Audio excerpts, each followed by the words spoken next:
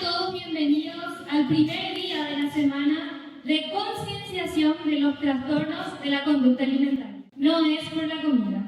Proyecto impulsado por estudiantes de la carrera de Psicología, Área Básica y Psicología Clínica. Destacamos la presencia de la licenciada Sara Alejandra González, directora de la carrera de Psicología de nuestra casa de estudio. El licenciado Ramiro Almada, coordinador del área básica del turno norte. El licenciado Pedro Cáceres, coordinador del área clínica. La licenciada Pamela Acuña, coordinadora del área laboral. Y la licenciada Daniela Quintana. Y antes de seguir con las presentaciones, invitamos a nuestra directora Sara González para que pueda dar unas palabras. Buenas tardes para todos, muchísimas gracias. Estos eventos son eventos importantes desarrollados desde los estudiantes y con gusto nosotros en la carrera de Psicología damos el apoyo correspondiente. Agradecemos también a los disertantes que están generosamente entregando este tiempo y el conocimiento que ustedes van a estar deleitando esta semana. Y más que darle la bienvenida a ustedes y a las órdenes. Muchísimas gracias, profe. Un aplauso, por favor. En los últimos años, los trastornos de la conducta alimenticia, también denominados TCA, han ido en aumento, siendo una problemática que afecta tanto la salud física como la salud mental. A pesar de su gravedad, persisten múltiples mitos y estigmas en torno a estos trastornos, lo que contribuye a una falta de detección temprana, tratamientos inadecuados y una percepción errónea de su complejidad. En el contexto de la Facultad de Filosofía de la Universidad Nacional de Asunción, se evidencia un vacío en cuanto a espacios de formación y reflexión en torno a los TCA, desde una mirada crítica, inclusiva y basada en evidencia científica. El proyecto No es por la comida, que es la semana de concientización de los trastornos de la conducta alimentaria, surge como una respuesta a esta necesidad, a fin de generar conciencia, desmitificar creencias erróneas y promover hábitos de autocuidado desde una perspectiva de salud integral. Dicho proyecto tiene por objetivo promover la concientización sobre los trastornos de la conducta alimentaria, fomentando el autocuidado, el respeto por la diversidad corporal y el trabajo interdisciplinario.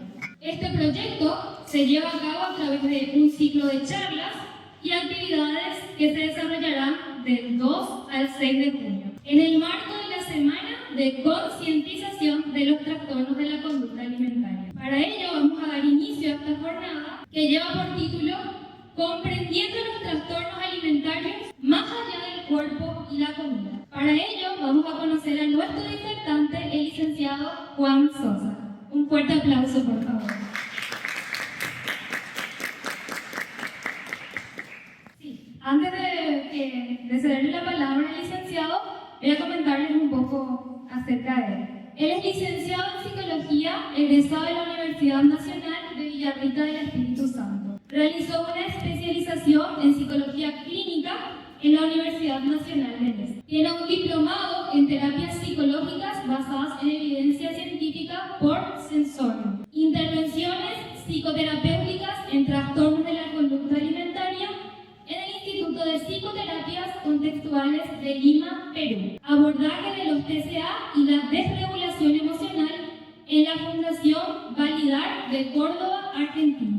Fue becado en 2 ocasiones para realizar la Escuela de Verano de Psicología por la Universidad Nacional de la República, Montevideo, Uruguay. Y actualmente es miembro de la Academia Paraguaya de Psicología Cognitiva ICO. De esta manera, ahora sí le cedemos la palabra. Sí, muchas gracias. Muy buenas tardes a todos y todas. Primeramente, a las autoridades mencionadas en el protocolo, a los estudiantes presentes.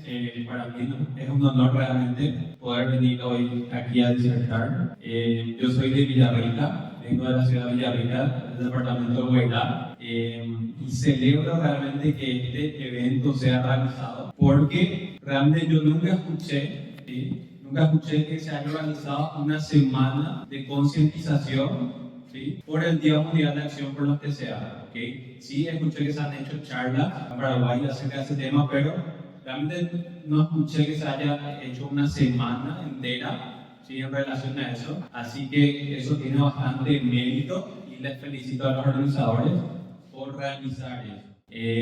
Ok, mi tema es comprendiendo los trastornos alimentarios más allá del cuerpo y la comida. El tema de los TCA es un tema que me interesa y que vengo estudiando más empáticamente hace aproximadamente 2 años, que estoy leyendo, realizando cursos acerca de este tema, y me parece fundamental porque cada vez es necesario más profesionales formados en estas problemáticas, ¿sí? Y diferentes profesionales de la psicología, de la nutrición, médicos, gastroenterólogos, porque justamente la particularidad de los TCA es que requiere tratamiento multidisciplinario. Y el título dice más allá del cuerpo y la comida, ¿okay? Y podríamos pensar a qué se refiere eso, porque su nombre es trastornos alimentarios, pero ¿cómo que va más allá de la comida?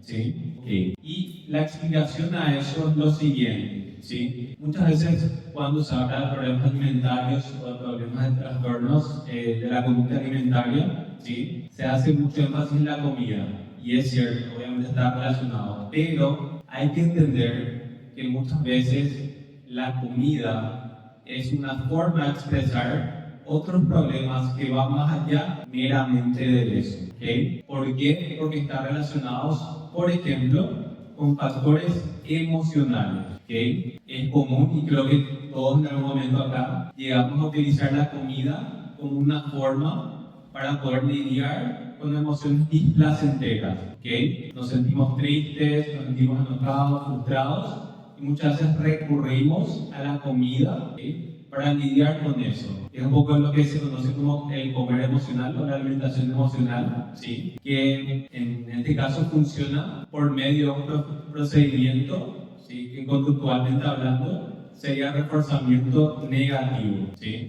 Porque en la triple contingencia, en los 3 términos, donde está el antecedente, la conducta y la consecuencia, ¿sí? En ese caso el antecedente sería el sentirse triste, por ejemplo, la conducta sería el hecho de comer, ¿no? Y la consecuencia ahí sería muchas veces la disminución de la tristeza. Y es como que eso se refuerza de manera negativa y es como que es un ciclo que se mantiene. Entonces la persona cada vez que se siente triste va a recurrir a la comida. ¿Por qué? Porque eso le hace reducir, ¿okay? La tristeza. Entonces, ahí por ejemplo, el problema no es la comida en sí misma, ¿sí? Uno puede comer cualquier comida, por ejemplo, voy a poner un ejemplo cliché, pero que sea una hamburguesa, una pizza, no está mal eso, ¿sí? El problema en este caso, el problema que dije de comer emocionalmente ante emociones implacenteras, es el siguiente, que la persona no aprende a poder lidiar, a poder afrontar esas emociones placenteras, ¿sí? Es como que tapa nomás, ¿sí? Y muchas veces ahí se complica la cuestión, ¿sí? Entonces, eso sería por el lado emocional, ¿sí? También está relacionado con factores sociales, ¿sí? Porque vivimos en una sociedad en la cual la delgadez es profundamente enaltecida, ¿sí?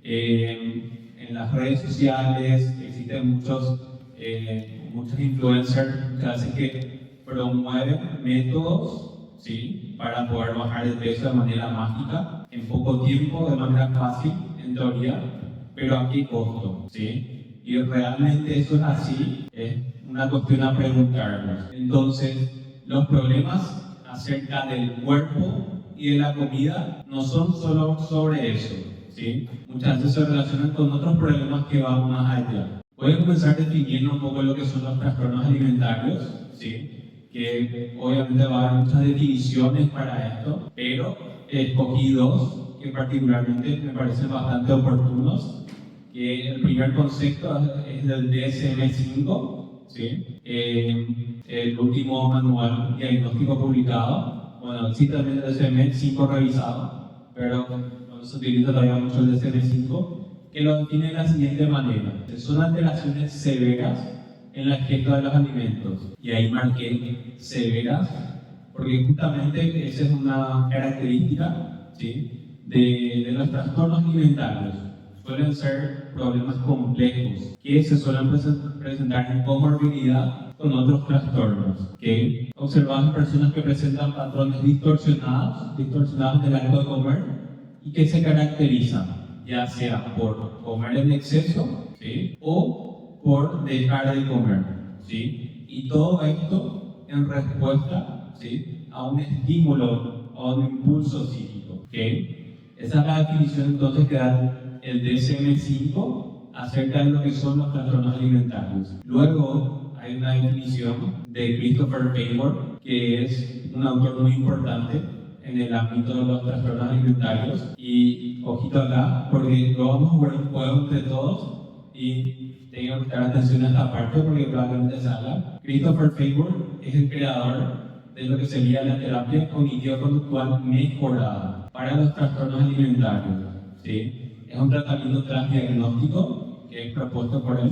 que como dice su nombre, transdiagnóstico, o sea que puede ser aplicado a diversas psicopatologías porque para él, justamente todos los trastornos alimentarios comparten un núcleo, digamos un factor mantenedor central, que ya vamos a ver más adelante, y Christopher Faber lo define de la siguiente manera: son un conjunto de conductas alimentarias disfuncionales que provocan un deterioro significativo de la salud física o el funcionamiento psicosocial y que son derivados de la sobrevaloración del peso y la figura. Para Faber, justamente el factor mantenedor de los TCA, ¿sí?, es eso, es la sobrevaloración que realizan las personas, ¿sí?, acerca del peso y de la figura. Los TCA son como un árbol. En principio esto no nos dice nada, pero esta es una analogía que se suele utilizar comúnmente para poder explicar la multicausalidad de los TCA. ¿Okay? Porque muchas veces ocurre que se tiende a caer en la sobresimplificación, ¿okay?, ya sea en el ámbito de los TCA o también en otros trastornos. ¿A qué me refiero? A atribuir a una única causa, digamos, la aparición de un problema psicológico. Por ejemplo, tiene TCA por esto, tiene depresión por esto, ¿okay? Cuando en realidad sabemos que nunca hay un solo factor, ¿sí? Siempre, ante la aparición de un TCA y de un trastorno psicológico en general, es la suma de múltiples factores, ¿sí? Y en ese sentido, ¿sí?, dice los TCA son como un árbol. Primeramente, para que un árbol aparezca, para que un árbol crezca, necesitamos un ecosistema, ¿sí? En este caso, el ecosistema serían los factores predisponentes en el ámbito de los TCA, ¿okay? Los factores de vulnerabilidad, que lo que hacen es aumentar la probabilidad de que una persona tenga un trastorno alimentario, ¿sí? No desencadena, pero sí hace más probable que una persona lo tenga. Ok, ya tenemos el ecosistema. Luego, para que un árbol nazca de alguna manera, necesitamos una semilla. Esa semilla sería el factor precipitante, ¿sí?, lo que desencadena un trastorno alimentario. Ok, entonces ya tenemos el ecosistema, que serían los factores predisponentes. Ya tenemos la semilla, que serían los factores desencadenantes. Y finalmente, para que un TCA se mantenga, ¿sí?, en este caso, haciendo analogía a lo que veníamos diciendo, para que un árbol crezca y se mantenga con vida, ¿qué necesita? Necesita de agua y de luz. ¿Okay? Bien, esos serían los factores mantenedores de un trastorno alimentario. ¿Okay? Entonces, existen tres tipos de factores que contribuyen en la aparición y en el mantenimiento de un TCA: los factores predisponentes, los factores desencadenantes, los factores mantenedores. Vamos a ver más en detalle eso. Ok, los factores predisponentes, okay, como había dicho, son aquellos que aumentan la probabilidad de que una persona tenga un TCA, que pueden ser los antecedentes familiares, y esto puede ser en dos sentidos, ¿sí? Por un lado, a nivel genético, ¿okay?, que si una persona tiene un TCA y tiene hijos o hijas, es más probable que ese hijo o hija tenga un TCA también. No asegura que lo tenga, pero lo hace más probable, ¿sí? Eso por un lado. Y por otro lado también los antecedentes familiares, ¿sí?, pueden influir a nivel ambiental. Porque si una niña crece en un ambiente en el cual su madre está constantemente realizando dietas restrictivas, está constantemente diciendo que no le gusta su cuerpo, dice constantemente que debe ser flaca sí o sí, obviamente eso va a influir en la niña y va a ser más probable, ¿sí? Es como un factor de vulnerabilidad para que la persona, en este caso la niña, tenga un TCA.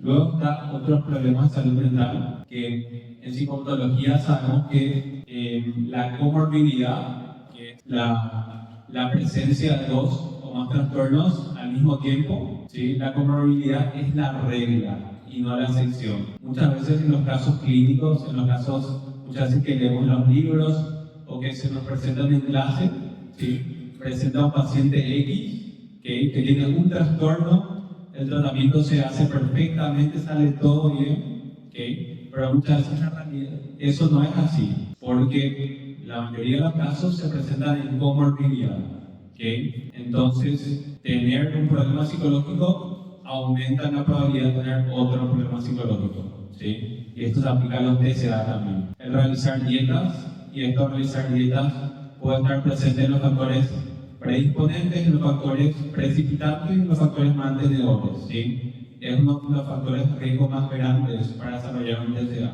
Y lastimosamente es bastante común, ¿okay? La realización de dietas por parte de las personas. Los factores socioculturales como el ideal de belleza, y aquí hay que decir que el ideal de belleza es diferente en hombres y mujeres, ¿okay? En el caso de las mujeres está más asociado hacia la delgadez, ¿sí? Y en el caso de los hombres está más bien orientado hacia la musculatura, ¿okay? Y es como el ideal propuesto a nivel social, a nivel cultural, para ser alcanzado, ¿okay? Y que sabemos que está muy impregnado en nuestra sociedad. Luego también la adolescencia, que es justamente una etapa crítica en donde la opinión de los demás nos importa mucho más.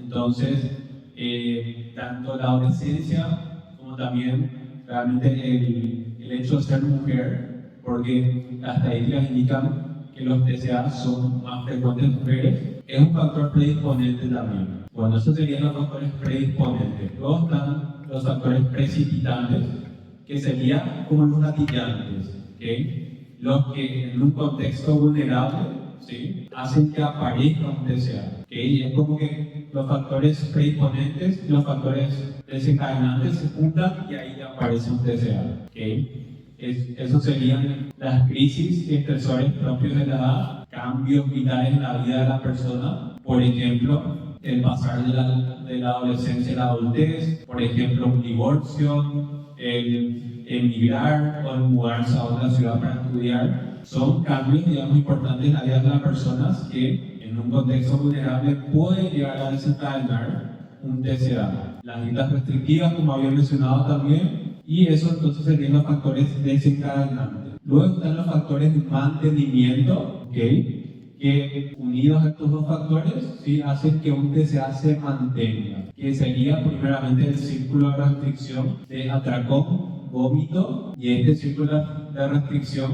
puede variar un poco dependiendo del trastorno, ¿sí? Porque puede ser restricción, atracón, culpa, ¿okay? O puede ser también restricción, atracón, y ahí las conductas compensatorias como el vómito autoinducido y luego la culpa.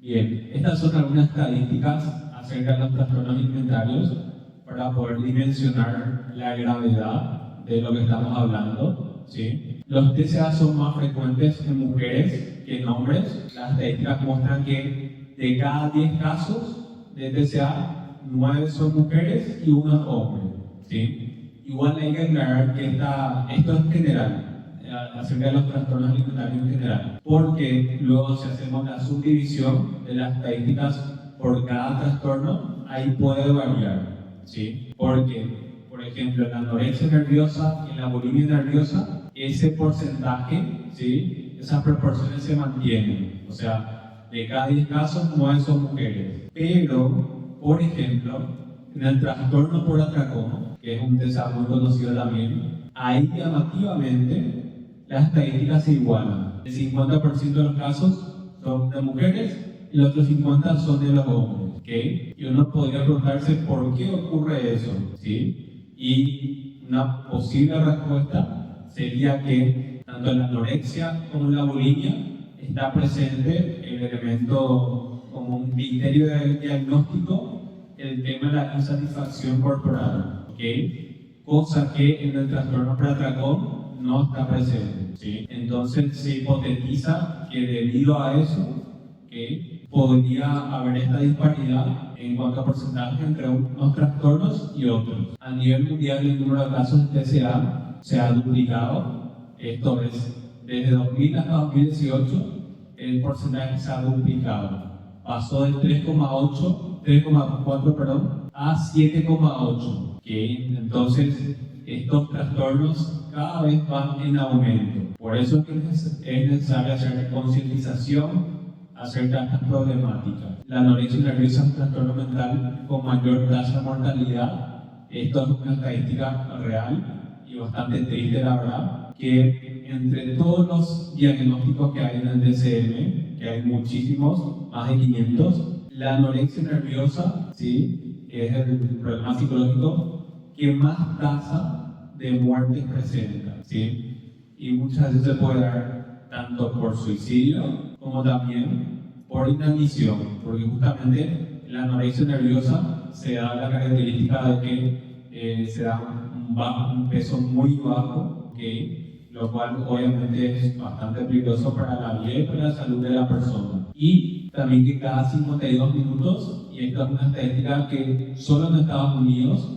cada 52 minutos una persona muere a causa de un TCA. Imagínense, por cada 52 minutos que pasa, ¿sí?, una persona muere a causa de un TCA. Aproximadamente 10.000 personas mueren por TCA en Estados Unidos al año, ¿okay? Es bastante preocupante. Y lastimosamente también las estadísticas indican que en los últimos años los casos de TCA se presentan a edades cada vez más tempranas, que justamente voy a hablar una anécdota de una amiga que tiene una hija de 7 años, ¿sí? Me comenta esta amiga que llega un día a su hija y le dice lo siguiente: mamá, quiero ser flaca, no quiero ser gorda, ¿sí? Y tiene 7 años.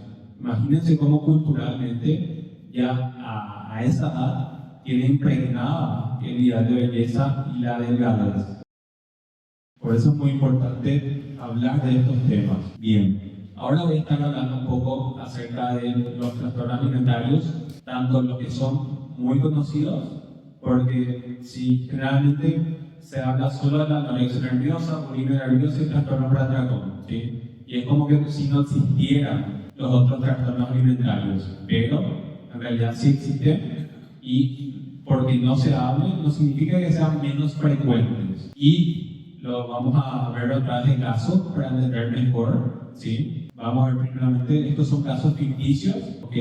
Vamos a ver primeramente el caso de Ele, una chica adolescente de 17 años que ha perdido mucho peso en los últimos meses. A pesar de estar visiblemente muy delgada, ¿okay?, insiste que aún necesita bajar unos kilos. Y esto también es algo característico, sobre todo de la anorexia y de los TCA en general, es que hay muy baja conciencia de enfermedad, ¿sí? Las personas que tienen estas problemáticas no creen que realmente estén como con ese trastorno. Piensan que muchas de las conductas que realizan están bien, porque incluso están disfrazados, muchas veces están disfrazados de vida saludable, ¿okay? Pero se lleva eso a un extremo tan peligroso que incluso se puede poner en peligro la vida de la persona. Bueno, evita comer con su familia, controla excesivamente las calorías y realiza ejercicio intenso todos los días. Ahí está en negrita lo que serían los criterios diagnósticos, los diferentes, de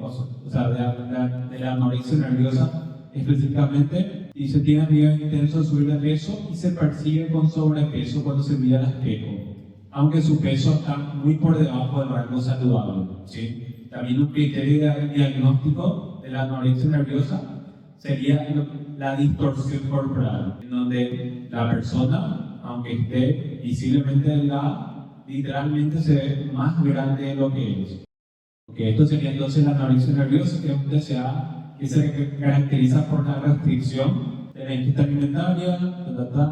También se suelen dar atracones subjetivos, ¿okay? Y esto es importante diferenciar, que existen dos tipos de atracones, lo que serían los atracones objetivos y los atracones subjetivos, ¿sí? Los atracones subobjetivos serían aquellos en los cuales se come una gran cantidad de comida en poco tiempo y con una sensación de pérdida de control. O sea, sería el atracón típico que conocemos y que vamos a hablar también más detalladamente en breve. Por otro lado, están lo que serían los atracones subjetivos, que es algo característico, especialmente de la anorexia nerviosa, que se da cuando la persona come una porción pequeña o normal, entre comillas, de comida, ¿sí? Pero la persona experimenta como un atracón, siente que fue un atracón, siente como que fue un montón de comida, ¿sí? Entonces, esto sería por el lado de la anorexia nerviosa. Vamos a ver el caso de S, que es una chica de 23 años,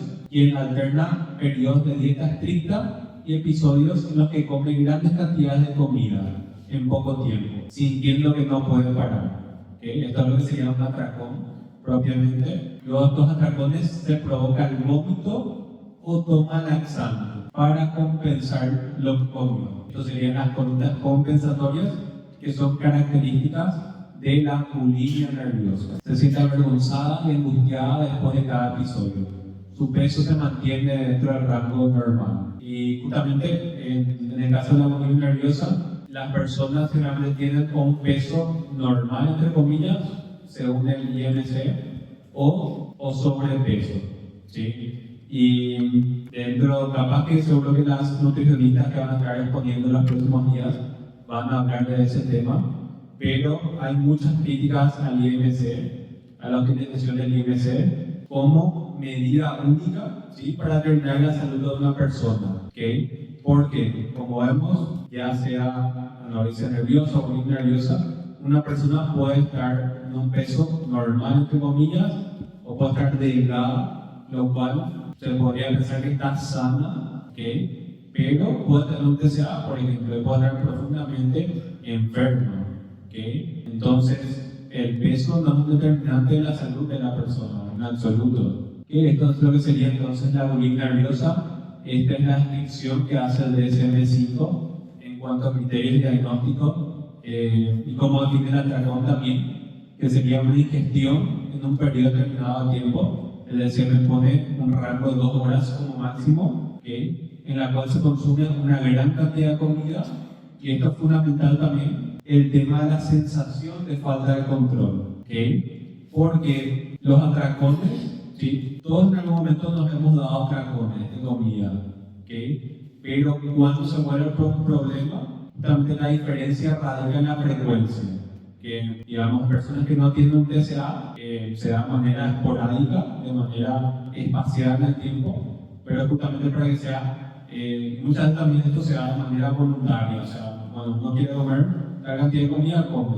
pero no hay una sensación de pérdida de control, como si se da en un atracón en una persona con TCA. Y en esto serían las conductas compensatorias, que serían cosas que la persona realiza, ¿okay? Para poder, digamos, no ganar peso o disminuir como los efectos del atracón que tuvo, ¿sí? Que son los vómitos autoinducidos, el consumo de laxantes, el consumo de diuréticos, el ejercicio físico excesivo, ¿sí? Y todas estas conductas son muy perjudiciales para la salud. Y además, justamente ahí la labor del psicólogo es hacer un poco de psicoeducación también en el tratamiento. Porque, por ejemplo, en el caso de los vómitos autoinducidos, ¿sí?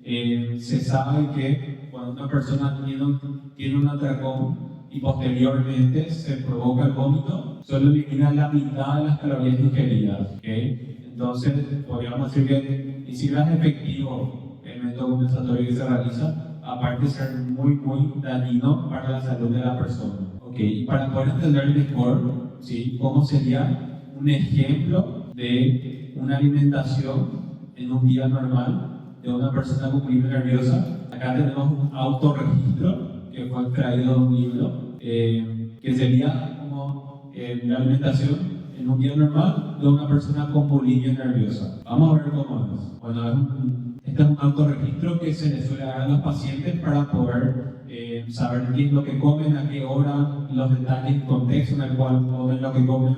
Y entonces tienen una columna hora, comida y bebida consumidas, lugar.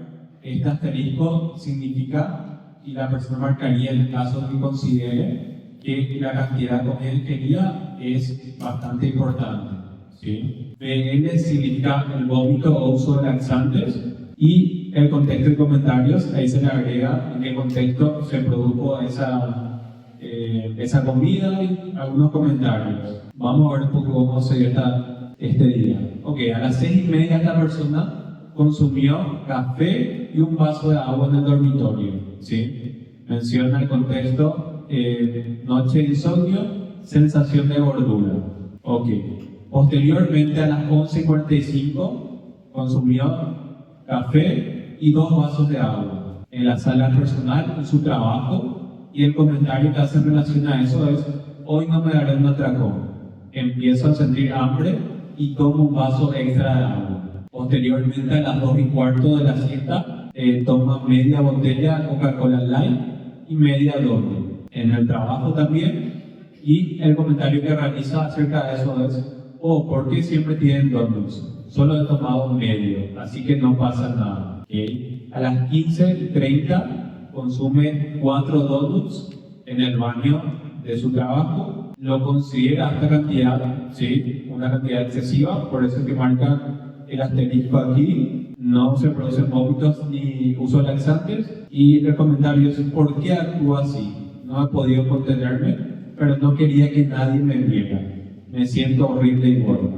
Y luego consume también media botella de Coca-Cola Light, también a las 3:15. Que a las 6:15, ¿sí? Toma un vaso de agua en la cocina y menciona que no volverá a comer hoy. Y posteriormente, a las 9:30 de la noche, fíjense lo que consume. Consume pan de pita y hummus, 3 roscas de pasas y canela, 6 cucharadas de mantequilla de cacahuate, 15 galletas Oreo, 1,75 kilogramos de helado de vainilla, 3 puñados de nueces y una botella grande de Coca-Cola Light. Esto en el dormitorio, que obviamente considera una cantidad excesiva. Y fíjense que acá se produce el vómito en 2 ocasiones, ¿sí? Y el comentario que hace relación a eso es: primeramente, estoy disgustada conmigo misma, no tengo fuerza de voluntad, me siento terriblemente sola, y luego me voy a dormir más temprano para evitar comer más. Ok, entonces, primeramente, ¿qué es lo que podemos ver? Un periodo de tiempo, un gran periodo de tiempo de mucha restricción, lo cual obviamente eso le generó hambre. Posteriormente acabó en un atracón a la noche, ¿sí? Y es que justamente lo que sabemos desde la psicología es que la restricción lo que genera al fin y al cabo son atracones, ¿ok? Porque muchas veces cuando se restringen los alimentos, como que genera más ganas de comer, ¿no? Entonces, la restricción provoca o tiende a desencadenar en atracones. Ok, ahora vamos a ver el caso de M, que es un hombre de 25 años que menciona que suele comer en exceso cuando está solo, especialmente por las noches. Durante los episodios de atracones siente que pierde el control y sigue comiendo aunque esté lleno. Luego de eso se siente culpable y deprimido, pero no realiza conductas compensatorias y ha aumentado de peso en el último año. Ok, esto sería un ejemplo de una persona con trastorno por atracón, ¿sí? En donde se producen atracones, pero no aparecen conductas compensatorias. Y básicamente lo que estoy diciendo sería, es muy importante también el tema de la sensación de pérdida de control. Eso es clave para que sea considerado realmente un atracón. ¿Okay? Y hay ciertas características de los atracones que vamos a hablar a continuación, que serían las sensaciones primeramente. Y es que en un primer momento, ¿sí? Los atracones suelen dar una sensación positiva, ¿sí? Como cierto placer. Pero ¿qué pasa? Pasado un tiempo, aparece la culpa y la persona tiende a sentirse bastante mal consigo misma por haber tenido el atracón. Luego también está la velocidad de la ingesta, y es que los atracones generalmente uno suele comer más rápido de lo que habitualmente como. ¿Okay? La sensación de conciencia alterada también, que muchas veces algunas personas mencionan lo de un atracón como si entraran a una especie de trance, ¿sí? Como que muchas veces suele suceder en un contexto en el cual está aburrida, por ejemplo, está viendo la tele, que tiene, qué sé yo, una pizza o una hamburguesa, una muy cliché, pero solo de ejemplo, y cuando la persona se da cuenta, ya consumió toda la hamburguesa, toda la pizza o todo lo que tenía ahí, y como que no recuerda muchas veces el haber realizado eso. A eso es lo que me refiero cuando entra en una especie de trance. Y de hecho, la disociación y los TCA están relacionados, están bastante relacionados. El secretismo, y es que los TCA, o sea, los atracones suelen producirse generalmente en un contexto en el cual la persona está sola. Por eso es que durante el tratamiento, una de las indicaciones es que cuando la persona va a ingerir alimentos esté acompañada de otra persona, justamente para hacer como un control de estímulos, para evitar que parezca un atracón, o posteriormente las conductas compensatorias. Y la pérdida de control, que es un criterio, o sea, está luego en el criterio diagnóstico para ser considerado un atracón. Este es el círculo de atracón-restricción, es como un círculo vicioso, ¿sí? En el cual se produce la restricción, ¿sí? Lo que obviamente deriva en una sensación de hambre en la persona, lo cual esto lleva al atracón, y posteriormente del atracón aparece la culpa, ¿okay? Y como la persona se siente culpable, se restringe nuevamente. Y es como un círculo vicioso que se retroalimenta, que tiende a mantenerse, ¿okay? Esto sería un ejemplo del ciclo en el caso del trastorno por atracón. Porque en el caso de la bulimia nerviosa, ahí se añadiría un elemento más, que es la conducta compensatoria. O sea, restricción, atracón, y acá en el medio aparecería la conducta compensatoria, luego la culpa y luego la restricción nuevamente, ¿sí? Este es un cuadro muy interesante para poder diferenciar los tres trastornos alimentarios más conocidos, ya que a mí también en su momento, como que cuando escuchaba anorexia, bulimia, trastorno por atracón, como que todos se parecían y como que me gustaba diferenciar cuál era la diferencia entre esos tres. Entonces, vamos a intentar diferenciar ahora. En el caso de la anorexia, se caracteriza principalmente por la restricción, ¿okay? Y por un bajo peso, en donde suele haber una distorsión corporal de sí misma, que hay dos subtipos, el subtipo restrictivo y el subtipo con atracones impuros. Eso sería la anorexia. Y el criterio que pone el DSM-5 para que sea considerado como tal una anorexia es que eso se tiene que presentar en un periodo de 3 meses. ¿Okay? Luego está la bulimia, que sería episodios recurrentes atracones en los cuales se producen conductas compensatorias, como pueden ser el vómito autoinducido, el uso de laxantes, diuréticos o el ejercicio físico excesivo. Y en el caso del trastorno por atracón, se producen atracones, pero sin conductas compensatorias. ¿Okay? Si tuviéramos que super resumir todo esto y tratar de definirlo como en pocas palabras, la anorexia sería restricción bajo peso, la bulimia sería atracones y conductas compensatorias, y el trastorno por atracón sería atracones sin conductas compensatorias. Bien, y ahora vamos a jugar un juego que para hacer un poco más didáctico y más entretenido, para que no sea como un monólogo. Luego les quiero escuchar también participar a usted. Perfecto. En este caso incluye no solo la respuesta, sino también incluye la rapidez con la cual se da la respuesta. Entonces, tanto ahí como en su celular también luego les van a aparecer preguntas y 4 opciones. Algunos van a ser de opción múltiple, otros van a ser de verdadero o falso. ¿Okay? Okay, ahí va la primera pregunta, presten atención. Dice, ¿qué tienen en común la bulimia nerviosa y el trastorno por atracón? Y aparecen las opciones. Tienen 30 segundos para responder. Todavía, porque espera que todos los demás respondan, que pase el tiempo. Dale.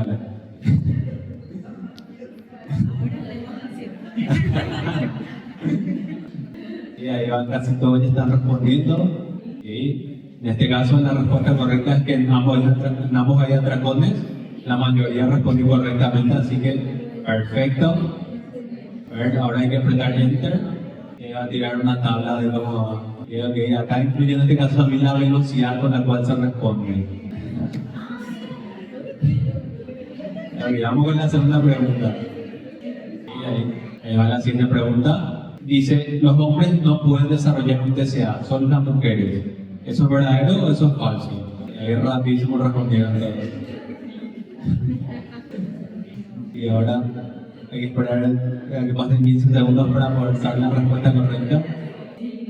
Esta estaba un poco fácil, vamos a ver qué tal las respuestas. ¿Okay? Casi todos respondieron que es falso, ¿okay? Porque si bien el porcentaje es menor en hombres, también pueden tener un TCA.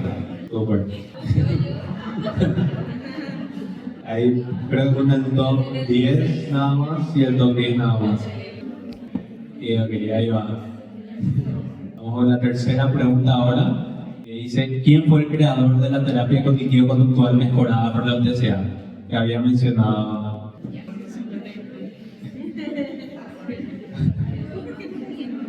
Las opciones son Albert Ellis, Carl Rogers, Sigmund Freud o Christopher Taylor. Vamos a ver. ¿Será que Freud o quién será? Ok, bien, la mayoría respondió Christopher Taylor. Albert Ellis es el creador de la terapia, es muy influyente en la TCC, pero el creador de la TCC mejorada para los TCA es Christopher Taylor.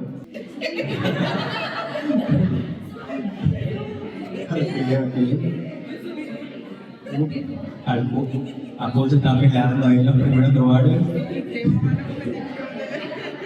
Vamos con la siguiente pregunta. La quinta pregunta, la penúltima ya, que dice lo siguiente. Uno de los criterios diagnósticos de la anorexia nerviosa es tener un bajo peso. ¿Verdadero o falso? Ahí veo que la mayoría ya respondió. Vamos a ver si estuvieron prestando atención a la explicación de las diapositivas. Que la mayoría respondió que sí, porque efectivamente es un criterio diagnóstico. Genial. Vamos a ver cómo queda la tabla antes de la última pregunta. Okay. Ahí va. ¿Qué ahora más el primero? Y vamos con la última pregunta. Quito que acá se define todo. Vamos a ver qué dice la última pregunta. Dice, ¿qué TCA se caracteriza por presentar conductas compensatorias como vómitos autoinducidos, consumo de laxantes, etc.? Hay un TCA en particular que es característico de eso, cosa que presenta eso. Vamos a ver quién termina ganando. Y últimos 3 segundos para responder. Bulimia nerviosa, la mayoría respondió correctamente, súper. Vamos a ver cómo queda la tabla final. Vamos a ver. Ok. Primer lugar entonces Kiara. Un aplauso para Kiara. Súper. Genial, ok.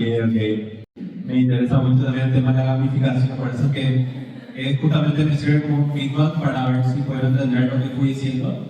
Y aparte para aprender también de manera divertida. Así que gracias por sumarse a esto. Y ahora vamos a continuar con la presentación. Ahí va. Ok, súper. Ok. Esos serían como los 3 trastornos alimentarios más conocidos. Okay. Pero hay que saber que no solo existen esos trastornos alimentarios. Existen otros sobre los cuales no se habla mucho, pero que hoy vamos a estar mencionando y desarrollando un poco. Otro TCA es la pica, ¿sí? Que no es lo mismo que el picoteo, ¿sí? Porque el picoteo sería como consumir pequeñas cantidades de comida en un tiempo espaciado, ¿sí? La pica, el criterio de pica del DSM-5 se refiere a la ingesta persistente de sustancias no nutritivas y no alimentarias, que pueden ser, por ejemplo, ingerir tierra, papel, tiza, hielo, jabón, que que esto puede ser observarse en niños, adolescentes, embarazadas o también en personas con trastorno del espectro autista. Las causas suelen estar relacionadas con deficiencias nutricionales, estrés o trastornos psicológicos. Ese es un TCA también del cual muchas veces no se menciona y que por el nombre, digamos, tiende a pensarse que es sobre lo que estoy mencionando, el picoteo, pero no. También está el trastorno de rumiación, que sería, se suele decir que las vacas generalmente rumian. ¿Por qué? Porque mastican una gran cantidad de veces lo que comen. Entonces, el trastorno de rumiación sería algo parecido así, pero aplicado en humanos, obviamente, en donde se caracteriza por la regurgitación repetida de los alimentos, que puede ser remasticada, puede ser escupida o puede ser tragada nuevamente. Y esta conducta ocurre de manera voluntaria, pero la intención es provocarse vómitos, ¿sí? Y en este caso no está motivada por preocupaciones, ¿sí? O por querer controlar el peso corporal. Y luego también está el trastorno de evitación, restricción de la ingesta de los alimentos, que sería cuando, como dice su nombre, se restringe la ingesta de los alimentos, pero en este caso, eso por ejemplo también ocurre en la anorexia nerviosa. Pero ¿qué pasa? La anorexia nerviosa está motivada, digamos, por un deseo de cambiar el cuerpo, de bajar de peso. En este caso no. ¿Okay? Y uno de los desencadenantes puede ser, por ejemplo, el haberse atragantado con la comida. ¿Okay? Conozco algunos casos de unas personas que se atragantaron, tuvieron un gran susto y luego de eso, por ejemplo, les cuesta comer cierto tipo de comida, como que prefieren alimentos más, o sea, en general líquidos como caldos, etc. Justamente no está motivado, digamos, por un deseo de perder peso en nada, sino es por ese temor a que vuelva a ocurrir lo mismo. Bien. Y los dos últimos trastornos alimentarios que están en el grupo que presenta el DSM sería otro TCA especificado y otro TCA, o sea, trastorno alimentario no especificado. El otro TCA especificado sería aquellas personas que sufren, ¿sí?, de síntomas clínicamente relevantes de un TCA, pero que no llegan a cumplir con todos los criterios diagnósticos que propone el DSM, ¿okay? Y que no por eso son menos graves, digamos. Muchas veces puede ser que cumplan como todos los criterios especificados, pero menos el criterio del tiempo, ¿sí? Que se presenta, por ejemplo, 1 mes y medio, 2 meses, que son del DSM, se tienen que presentar por 3 meses, ¿okay? Es un TCA también, pero no llega a constituir un diagnóstico de anorexia bulímica. Sería en este caso un TCA especificado. Y este trastorno suele ser más prevalente de los TCA, porque es como un nivel subclínico, digamos. Y la componente, la anorexia nerviosa típica, que sería cuando básicamente se cumplen todos los criterios de la anorexia, menos el criterio de peso. O sea, la persona, a pesar de que da ese tipo de peso, no llega a tener un bajo peso según el IMC. Luego está también el trastorno de purgas, que es básicamente cuando se produce purgas, pero sin atracones. La persona se provoca o sea, se purga, digamos, pero los atracones no se presentan, y entre otras presentaciones. Y luego está el TCA no especificado, que sería cuando se muestran como ciertos signos, ciertos síntomas de tener un TCA, pero que no se cumple con todos los criterios o no se tiene la suficiente información para poder hacer un diagnóstico preciso, ¿sí?, de un TCA. Y esto suele ser común sobre todo en contextos, por ejemplo, de urgencia, en donde no hay como información suficiente para decir que esta persona tiene un TCA. En esos casos, entonces, se diagnostica un TCA no especificado, que posteriormente, obviamente con más información, más indagación, se puede determinar con mayor exactitud. Okay. Y generalmente en el tratamiento de un TCA, una técnica que se suele utilizar con las pacientes es pedirle que haga un gráfico de torta acerca de las cosas importantes para su vida, ¿okay? Y en el caso de las personas con TCA, ¿sí? Vemos que un gran porcentaje, ¿sí?, de importancia le da a la forma, el peso y la alimentación. Y bueno, en este caso vemos que otros tienen una pequeña parte, familia y trabajo una pequeña parte. Casi el 75%, digamos, de lo que es importante en la vida de esta persona es su peso y su alimentación. ¿Okay? Bien. Y esto sería, digamos, un gráfico de torta de una persona sin TCA, en donde vemos que la importancia que le da a las diferentes cosas en su vida está más equilibrada. Donde vemos la familia, el trabajo, el peso y la comida, fíjense que también está presente, pero fíjense que no es que agarra gran parte, sino que es una parte más. Amigos, deportes, música, ¿sí? Es como que está más distribuido. Y sería entonces un gráfico de torta de una persona que no tiene un TCA. Bien, ya vimos lo que son los TCA, tanto los conocidos como los no tan conocidos. Ahora estaría bueno saber qué podemos hacer si un amigo, si una amiga, ¿sí?, si un familiar, prima, hermano, hermana, tiene un TCA. ¿Okay? Primero que nada, informarnos, ¿sí? Informarnos acerca de los trastornos alimentarios para poder conocer y saber con exactitud de lo que le pasa, ¿sí? Y porque si no sabemos qué es lo que tiene y de qué trata, va a ser difícil que le podamos ayudar. Luego, animar a la persona a que pida ayuda profesional, ¿sí? Porque los TCA son problemas psicológicos que requieren de tratamiento, ¿okay? Muchas veces hablar con un amigo, hablar con una amiga no va a solucionar, ¿okay? Y en lo posible hay que tratar de animar a que la persona consulte con un profesional, psicólogo, para poder determinar si realmente existe un diagnóstico de TCA.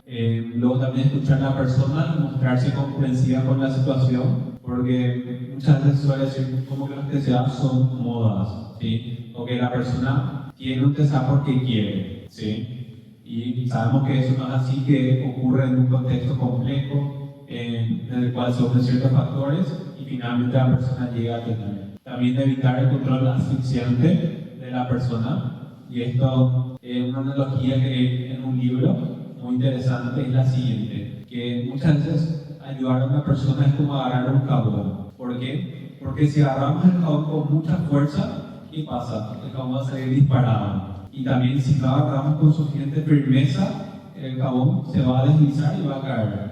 Entonces, es como un estire y afloje, digamos. Hay que tratar de utilizar como, hay que tratar de ayudar a la persona, pero tampoco como asfixiarle, ¿ok? Y luego no hacerle de la comida el único tema de conversación, ¿sí?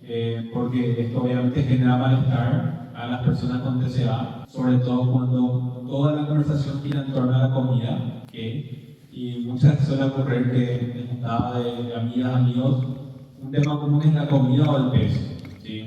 Como me veo más gorda, necesito ir al gimnasio, suelen salir esos temas frecuentemente, y sabemos que una persona tiene un TCA, esto no es lo ideal realmente, pero igual aunque no tuviera, no es lo ideal. Y evitar comentarios críticos acerca del peso, ¿sí?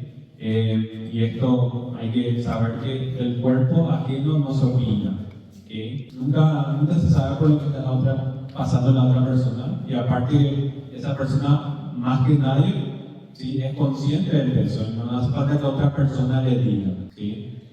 Sucede que muchas veces está elogiado el ser flaca, y había visto un video de Oriana Sabatini, en donde ella mencionaba, ella pasó por un TCA, suele contar su experiencia, y ella contaba que en un momento estaba bastante delgada y la gente le decía, wow, qué hermosa que estás súper flaca, ¿qué te hiciste? Me gustaría ser como vos, ¿sí? Está como muy reforzada socialmente. Y ella mencionaba esto y decía, la gente me decía esto que era muy hermosa, pero no sabía que yo por dentro estaba sufriendo, estaba en mi peor momento de TCA. La felicidad que muchas veces promete llegar a la delgadez no se cumple, ¿sí? Y ella no era feliz siendo delgada, al contrario, estaba sufriendo un montón. Y algunos tratamientos psicológicos basados en evidencia para los TCA, hay varios, y acá les dejo una página que es pueden curiosear luego, que es la División 12 de la APA, de la Asociación Americana de Psicología,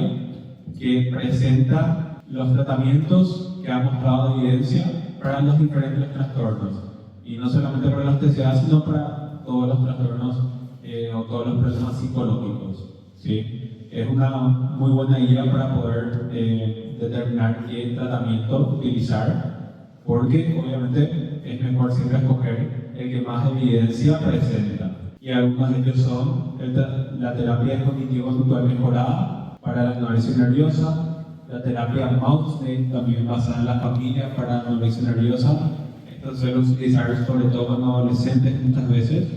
La TCC mejorada para bulimia nerviosa, la terapia dialéctica conductual, DBT, que esto es dentro de lo que sería los tratamientos de tercera ola, tercera generación, que están entrando ahora, que son súper interesantes realmente y que pueden contribuir bastante a nuestra formación. Por un lado está DBT y por otro lado está también RODBT, que sería como DBT, pero su nombre lo dice radicalmente abierta. RODBT se utiliza sobre todo en personas con sobrecontrol, ¿sí? Sobre todo para pacientes con anorexia nerviosa, y DBT se utiliza más bien para personas con descontrol. Okay. Todos estos tratamientos entonces tienen evidencia y pueden ser utilizados para tratar un TCA. Y acá vamos a hablar brevemente acerca de la TCC mejorada, que fue creada por Christopher Faber.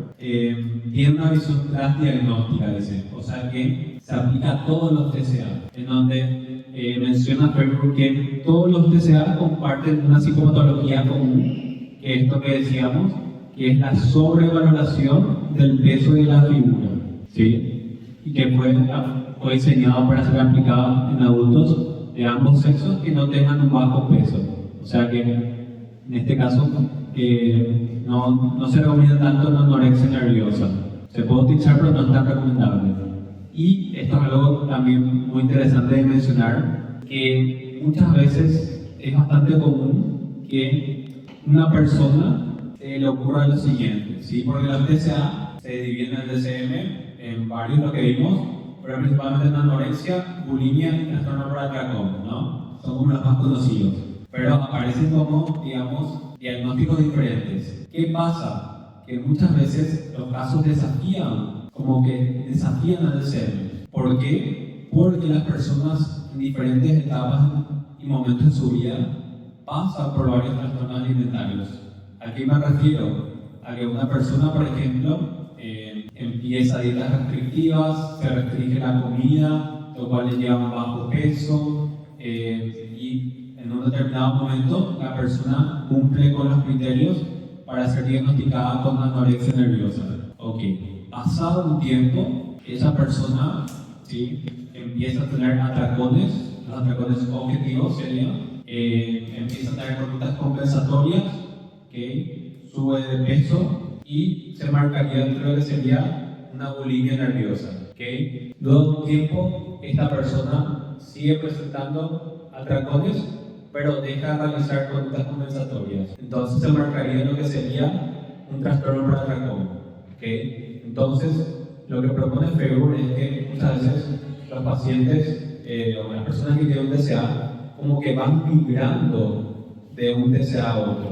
¿Sí? Como que los diferentes trastornos alimentarios presentados en el DCM van pasando uno por uno, ¿okay? Y que al final, digamos, obviamente hay diferencias, pero hay una psicopatología nuclear común, que es la sobrevaloración del peso y la figura.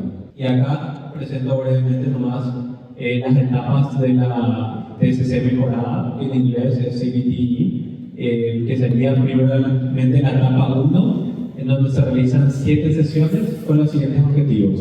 Primero que nada, lograr el interés de la persona en el cambio, o sea, lograr el rapport, digamos, y poder generar motivación en la persona para que pueda animarse a poder llevar el tratamiento. Y acá la entrevista motivacional es fundamental. La formulación de caso individual, introducción al automonitoreo, que sería que la persona registre todo lo que come básicamente, como vimos en el ejemplo del autorregistro, y el establecimiento de patrones regulares de la alimentación. Y ahí se recomienda que la persona no pase más de 4 horas, ¿sí?, sin ingerir comida. ¿Por qué? Porque si la persona se restringe, al final termina en atracones, ¿okay? Y como que se establecen los patrones regulares de comida y la idea es ir cumpliendo eso. Luego en la etapa 2 se compone de 2 sesiones donde se realiza una revisión del progreso y se realiza ajustes al plan terapéutico. Y acá es cuando se decide si la persona va a llevar a cabo el tratamiento de la TCC mejorada, porque hay diferentes versiones de este tratamiento. Hay versiones más extendidas que tienen más sesiones, pero la versión típica, digamos, en principio es esta, que tiene 20 sesiones. Luego está la etapa 3, que si la persona cumple con los criterios y se determina que va a ser adecuado y que va a poder recibir el tratamiento de la TCC mejorada, se abordan los factores de mantenimiento del trastorno, que serían la sobrevaloración del peso de la figura, la restricción de dietaria, la verificación corporal y el comer emocional. Esto es como la etapa central del tratamiento. Y la última etapa es donde se realizan 3 sesiones con una frecuencia quincenal para trabajar la prevención de recaídas y reforzar los conocimientos adquiridos en terapia. Ok, estas serían las 4 etapas, entonces, básicamente hacían muy a grandes rasgos de lo que sería la TCC mejorada de Facebook.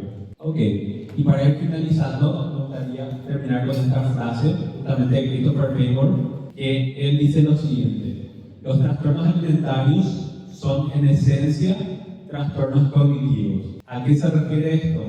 A que la mayoría de las personas, o muchas personas, digamos, basan su valía, su valor, ¿sí?, en diferentes cosas, en diferentes ámbitos, como habíamos visto en el gráfico del Torta hace un rato. Pero ¿qué pasa con las personas con TCA? Que todo su valor lo ponen, ¿sí?, en su peso, en su figura y en la habilidad, ¿sí?, o la posibilidad, digamos, para poder controlar eso, ¿okay? Entonces, y eso obviamente está muy influido a nivel social, pero esto menciona Christopher Faber, entonces, que es uno de los autores más importantes en cuanto a tratamiento de TCA se refiere. Okay, entonces, espero que les haya servido la charla. Ahí les dejo, suelo realizar divulgación acerca de trastornos alimentarios en Instagram, así que por si quieren seguirme, ahí les dejo. Y cualquier duda, cualquier pregunta pueden escribirme sin ningún problema, ahí con mi correo también. Así que nada, espero que les haya servido lo que les fui mencionando y nada, muchas gracias por la invitación.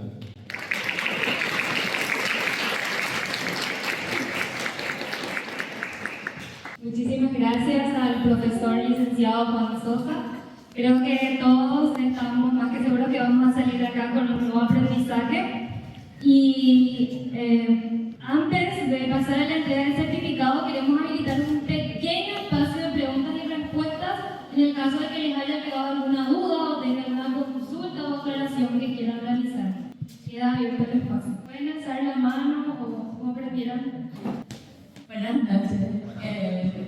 Muy interesante. Yo también tuve que leer el libro de Fairburn también para hacer algo. Y se me quedó una duda, no sé si más después en el libro explicó, pero así, ¿quién sería realmente quién diagnostica el trastorno alimentario? Eso es lo que se me quedó la duda, si sería el psicólogo o un nutricionista, ya que como tiene un ámbito interdisciplinario, así, ¿quién sería el que da el diagnóstico? ¿O es así, tipo, se juntan así entre todos para poder dar eso?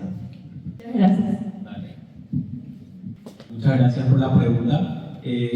Sí, realmente también algo característico de los TCA es que requiere un abordaje multidisciplinario, ¿okay? Y el diagnóstico generalmente lo hace el psicólogo en conjunto con el nutricionista también, porque hay cosas que los psicólogos no vamos a saber, ¿sí?, en el ámbito de la TCA, como también hay cosas acerca de los TCA que los nutricionistas no van a saber de la psicología. Entonces ahí es importante trabajar en conjunto y ambos suelen hacer el diagnóstico, tanto nutricionista como psicólogo. y después del tratamiento posteriormente ya sí o sí se requiere el tratamiento de esas dos personas, de esos dos profesionales, y dependiendo de la gravedad y del caso en particular, puede requerir la participación de otro profesional como médico, gastroenterólogo u otro profesional que se requiera. ¿Alguna otra pregunta, alguna duda? Como salud mental y atendiendo a que todo parte también la conducta para recuperarse del trastorno, ¿existe alguna política del Estado en que estos temas sean abordados en hospitales públicos, por ejemplo? Ok, particularmente realmente no trabajo en el sector público y desconozco si hay alguna política relacionada en ese ámbito, pero me parece fundamental que sí haya, sobre todo en la atención primaria.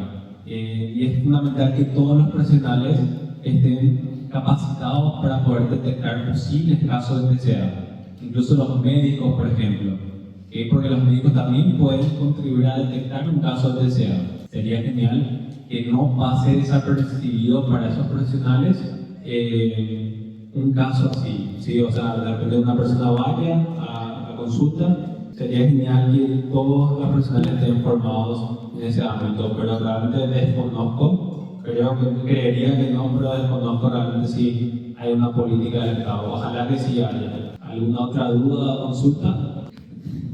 Licenciado, ¿cómo encarar? En mi caso, por ejemplo, yo estoy en cuarto, en tercero me pasó mucho eso de ver a los jóvenes, porque nos tocó desde séptimo, o sea, del primero al tercero en la media, y vi muchos casos así. ¿Cómo encararle así a los adolescentes? Porque como estudiantes nos preguntan, ¿verdad? Y darnos así algo básico para poder explicarle, y también hay que pedir su consultorio para poder recomendarle, porque a mí me llamó mucho la atención. Es más, tuve que entrar en séptimo grado también y vi cómo ellos reflejaban, y le tuve que hablar a las redes sociales y entramos en otros temas, digamos, ¿verdad? Pero a mí me llama mucho la atención. Preciosos, tenían ese complejo y se me acercaban y me decían, yo me siento mal porque realmente soy bonita. Y vos le mirabas, no, o sea, están muy en las redes sociales, pero como nosotros, así como estudiantes, que nos vamos a los colegios, podemos ayudar también, que nos podés dar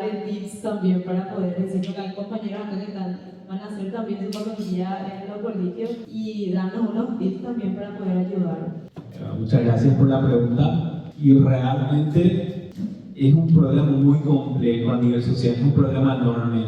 Y obviamente uno puede hacer ciertas cosas, digamos, de forma individual así, pero es que culturalmente es muy grande el problema. Yo al menos te diría, primero que nada, informarnos acerca del tema. Como en este caso ustedes son estudiantes de psicología, a punto de estarse, informarse, en lo posible formarse también acerca de esas problemáticas, ¿okay? Intentar como psicoeducar, ¿sí? Entiendo que es lo que vos hiciste luego a los adolescentes, sobre que muchas veces los influencers que vemos en redes sociales no sabemos que muchas veces publican y difunden información que no está basada en evidencia científica, prometen cosas irreales, y lo que vos decías, que muchas personas que son, digamos, objetivamente delgadas, pero que se ven gordas, es que culturalmente es un gran problema eso, el ideal de belleza, que ella podría haber una especie de distorsión corporal, que capaz podría ser o que no, que esa persona tenga un TCA realmente, pero ya es un factor enorme de riesgo, ¿sí? Lo que suelo recomendar mucho también es tratar de seguir en redes sociales, ¿sí? Activistas de la diversidad corporal, por ejemplo, no seguir solo supermodelos, tener como otras visiones también en relación a eso, y te recomendaría eso, informarse acerca del tema y hacer psicoeducación, pero siempre es como un trabajo de hormiga. ¿Realmente soluciona eso el problema que hay a nivel país, a nivel mundial acerca de eso? Y no sé realmente, es mucho más grande y complejo el problema. Gracias a vos. Si hay alguna otra pregunta. Así cerramos este espacio y agradecemos a todos por su participación. Ahora sí invitamos a la directora Sara González para que haga la entrega del certificado.